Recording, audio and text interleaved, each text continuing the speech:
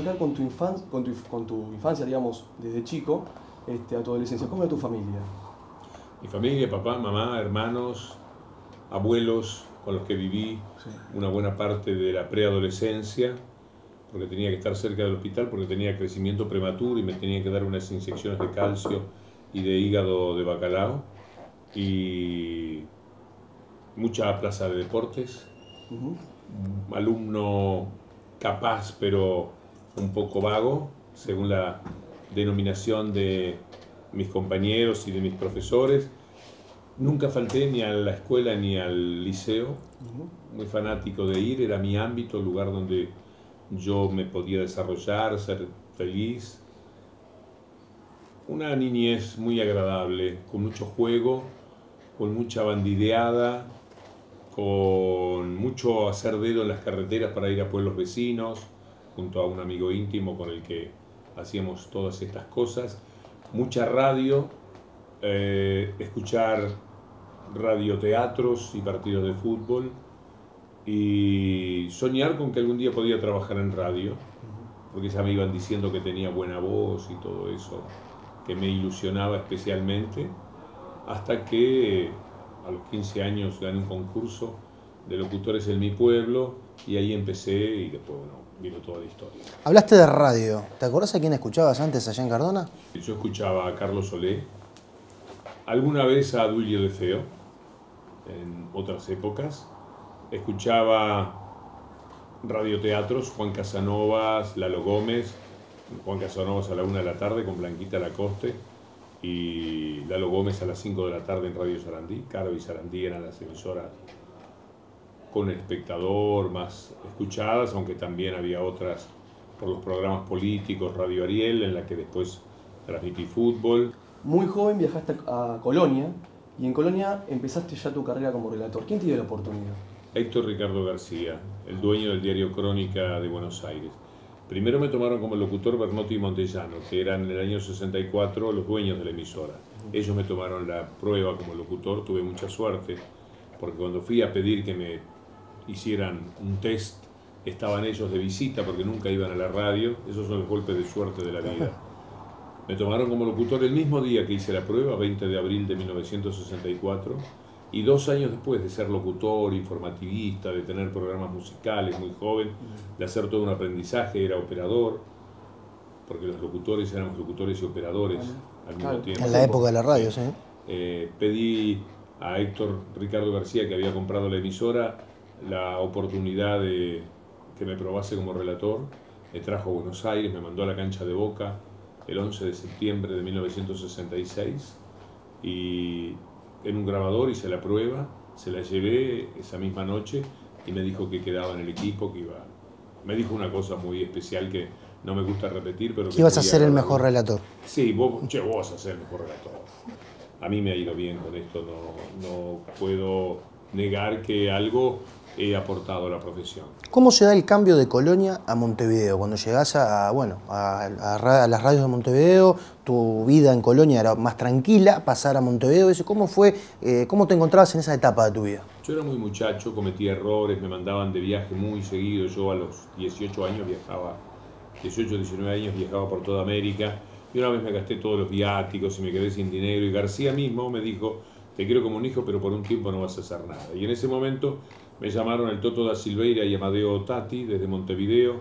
Estaban armando un equipo que empezó en Radio Sur allá por octubre del año 69. Estuvimos 3 meses ahí y en el año 70 Cholo Porras, que después fue quien tenía la cárcel del pueblo de los Tupamaros, una persona a la que recuerdo con mucho afecto porque era un caballero. Con él firmé el primer contrato de mi vida. Nos convocó para que nos hiciésemos cargo del Clan 10 de Radio Ariel, un conglomerado de gente joven que después se parece a lo de Sport 80 en la Argentina también, es decir, gente que hacía un poco de bisagra, y ahí empecé en Radio Ariel en 1975, perdón, 70, en 1970, hasta el 75, que cuando muere don Carlos Solé se produce todo un movimiento. Solé muere en mayo y yo en junio era el relator joven posiblemente más prometedor que había en el momento. La cuestión es que me codiciaron las dos radios más importantes, terminé en Radio Oriental y empieza toda una etapa bastante más conocida. Casi. Empecé con Sánchez Padilla, Sí. que me toma para el viejo y querido Estadio 1, allá por el 72-73. ¿Pero fuiste siempre una persona que tener tanto trabajo? ¿Vos tenías un tiempo libre o no? No, yo en Porque aquella ya- época era un hombre muy amante del ocio. Solo relataba los fines de semana. Ah. Había una audición a mediodía a la que, como Tabada Silveira, que era el comentarista más prestigioso, poco podía aportar en mi condición de relator. Sí. Con lo cual, no, yo hacía una vida muy regalada en ese tiempo. La verdad que era un muchacho bohemio. Y nada más que Tranquilo. eso. Relataba los fines de semana, iba construyendo mi vida. No tenía otra cosa que los relatos deportivos en aquel momento. Hora 25, hoy es el programa más viejo que tiene nuestro periodismo radial uruguayo. ¿Dejó una marca en vos?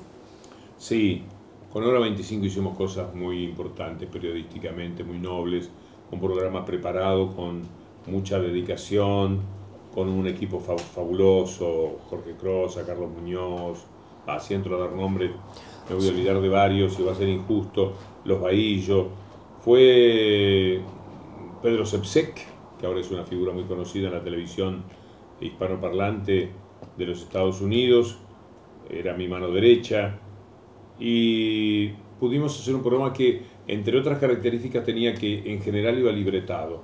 Entonces éramos varias voces, leyendo a gran ritmo, porque yo pensé que un programa a la medianoche tenía que tener algo vertiginoso, algo que moviese profundamente la atención.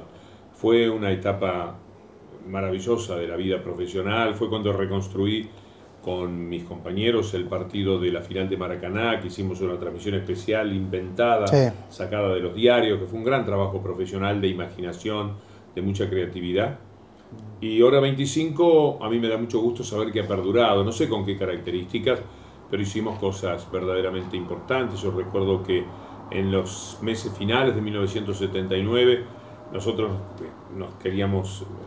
jugábamos un poco de ingeniosos, era plena etapa de la dictadura y nosotros con Hora 25 a la medianoche salíamos con los móviles a que la gente dijese que Uruguay tenía que estar en los Juegos Olímpicos del 80, que como eran Juegos Olímpicos en Moscú, y nosotros sabíamos que esto los volvía locos, pero lo hacíamos deportivamente, decíamos que deporte y política no tenían nada que ver, que teníamos que ir y hacemos campaña por eso, que en su momento por supuesto cayó bastante mal y tiempo después, a una manera que no vale la pena contar ahora, terminamos pagándolo. Justo me diste el pie para preguntarte, y déjame que te lo pregunte, en la época del golpe cívico-militar, que arrancó en 1973, que vos tenías 26 años, ¿cómo fue esa época? Bueno, tomar precauciones. De todas maneras, era un tiempo en el que algún periodista, en el caso mío, por ejemplo, teníamos aquello de tentarnos de decir algo. De decir algo que pudiera mostrar la hilacha. Y eso motivaba que te llevaran al cuartel. Yo tengo una vez que me despedí diciendo buenas noches país del dolor cuando Uruguay queda fuera del Campeonato Mundial del 78, Sí. desde Caracas, y bueno, me llevaron para ver qué había querido decir con eso. En otra ocasión un jugador hizo un gol y se lo dedicó a su hermano que estaba preso en el penal de Libertad, y yo dije que me parecía muy bien, y me llevaron a un cuartel y me hicieron escuchar la grabación. Todo esto te provocaba una cierta prevención. De todas maneras había que convivir, porque donde vos pusieras el pie había militares en las distintas reparticiones, la Comisión Nacional de Educación Física, etcétera, con los cuales en algunos casos se desarrollaba una relación cordial. No era que uno le daba la espalda o miraba para otro lado, todo lo contrario. Había gente que incluso era respetada y querida, por lo menos por mí, en ese tiempo. Pero la actitud pública era de darles pelea en las pequeñas cosas en las que se pudiera. Qué sé yo, en el año 79, en el Mundial de Japón, cuando juegan la final Uruguay-Argentina, yo tomé una nota que había escrito Tarigo en el diario El Día, el doctor Tarigo, y en la cual él hablaba de los ciudadanos de segunda. Era una metáfora que él había establecido y yo usaba esa metáfora en el mismo sentido que la usaba él.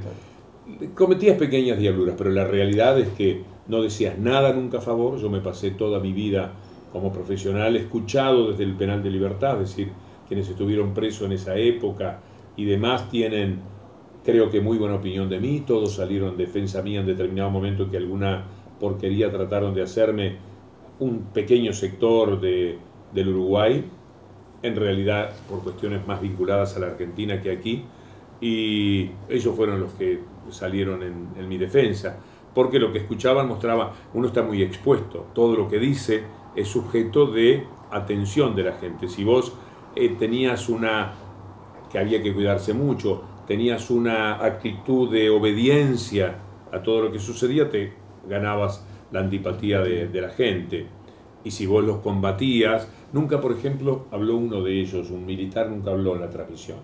Américo Signorelli y Juan María Vanrel, que eran los hombres que hacían los reportajes, jamás entrevistaron por decisión conjunta, particularmente mía, que era el líder del equipo, porque era una manera de mostrarnos distantes, por lo menos. Esto es lo que en dictadura es muy difícil, pero creo que nosotros salimos muy bien parados y tiempo después apareció, hace 3 años, el gobierno uruguayo determinó que no podía pedir los archivos, Sí. y es muy perturbador porque yo me vine pensando que yo ya había agotado la relación con el régimen militar. Pero muchas veces me pregunté si no habría sido una persecuta mía, una paranoia. Y cuando aparecieron esos archivos y tenían escrito todas mis actividades y me trataban bastante mal, por cierto, como un tipo de izquierda, como que había trabajado con un espía comunista, que siempre andaba metido entre la gente de izquierda, que había hecho campaña por el Mundial, por los Juegos Olímpicos del 80, o que había dado el micrófono a los exiliados uruguayos en Caracas en el año 77, todas estas cosas puestas juntas que aparecían en los archivos me mostraron que efectivamente era verdad que yo hice bien en venirme para la Argentina.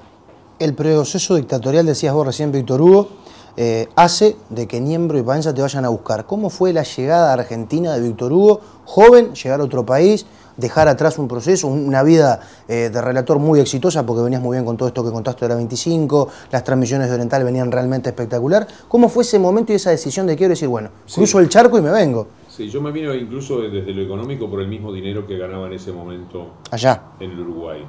Bueno, a cualquiera que conozca esa etapa le consta que nos iba extraordinariamente. Nosotros teníamos un sonido que iba cada 5 minutos y lo escuchaba todo el estadio, porque todo el estadio en aquella estaba época sintonizado, estaba escuchando Radio Oriental. Nos fue fantástico.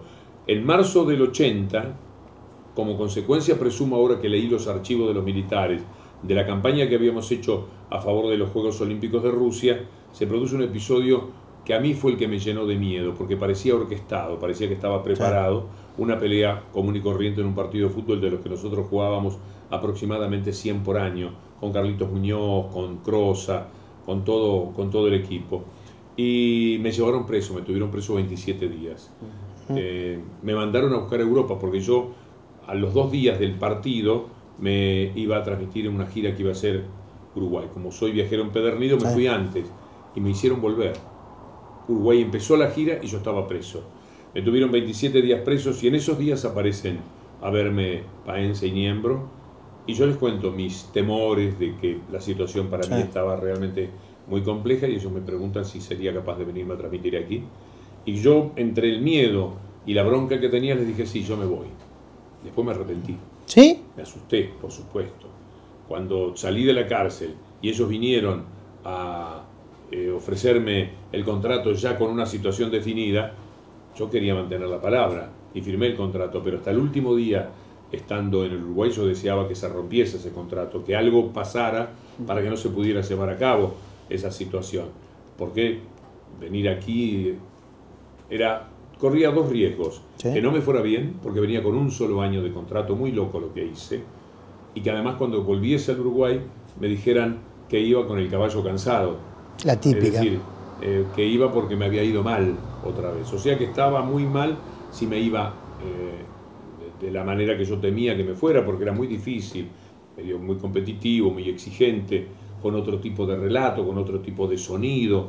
Era distinto, nosotros no relatamos exactamente igual. Ahora yo me aporteñé y relato una mixtura de Uruguay y Argentina. Claro. Es un estilo rioplatense. Tienes que adaptar, claro. Fundado por mí, pero yo tuve que adaptar algunas cosas del relato, que por otra parte es muy interesante, detallar que cambia automáticamente alguna cosa. Por ejemplo, el relator uruguayo tiene un fútbol más lento, de mucha posesión de pelota. Yo decía, la tiene Carrasco, cruza la mitad de la cancha Juan Ramón, Carrasco mira a quién le va a pasar la pelota y llevaba 30 metros la pelota el jugador. En cambio aquí uno decía, toca Krasovsky para Brindisi, Brindisi para Maradona, Maradona para Brindisi, porque tocan mucho más. Entonces, la dinámica es mucho mayor. La dinámica es mayor, eso estableció un tipo de relato completamente distinto al uruguayo, pero que como mantenía una impronta uruguaya en las acentuaciones, en el engolamiento, en la forma actoral de hablar, que eso nos lo dio a todos Solé, también me diferenciaba del relator argentino.